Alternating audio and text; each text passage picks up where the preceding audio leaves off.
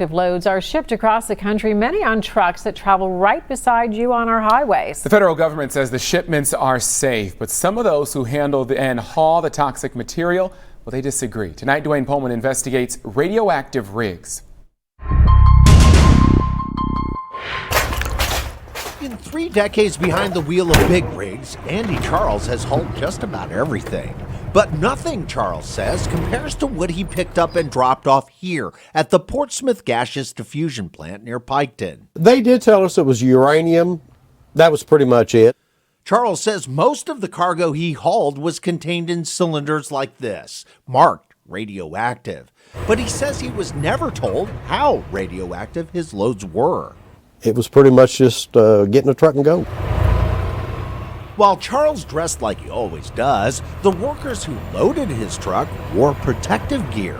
And I look back now and I think red flag should have came up. He was given a route to drive and told not to deviate. Oh, a lot. We was not allowed to stop anywhere.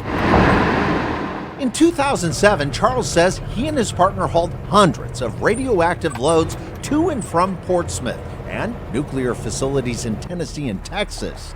According to the U.S. Environmental Protection Agency, or EPA, about 3 million shipments of radioactive material are transported every year in America, most of it traveling on trucks down our highways. The radioactive material being shipped ranges from medical and research supplies to nuclear reactor cores and warheads. Highly radioactive material, like spent nuclear fuel, is shipped in special containers, shown in this U.S. Energy Department video, designed to withstand drops, crashes, and even raging fires. But the Department of Energy says most radioactive material is not shipped in these crash-proof containers. Charles says he was constantly concerned about the cylinders he was hauling to and from Ohio and the vehicles that surrounded his radioactive loads on the road. We're blazing down the highway 60, 70 mile an hour. If there's any kind of leak whatsoever, it's blowing in the wind. The EPA and other government agencies insist shipments of radioactive material in the U.S. are highly regulated and safe. And we did what the federal regulations required us to do. As a transportation specialist at the Portsmouth plant, Jim Walburn says he was by the book, checking radiation levels of everything before approving it for shipment.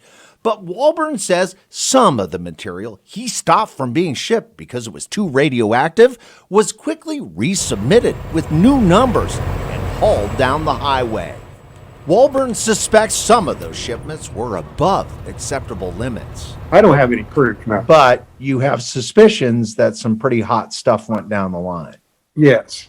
And the material isn't the only worry. Some of the trucks, Walburn says, became radioactive and had to be decontaminated. Which brings us back to truck driver Andy Charles. While he and his truck were monitored for radiation, he says the results were seldom checked.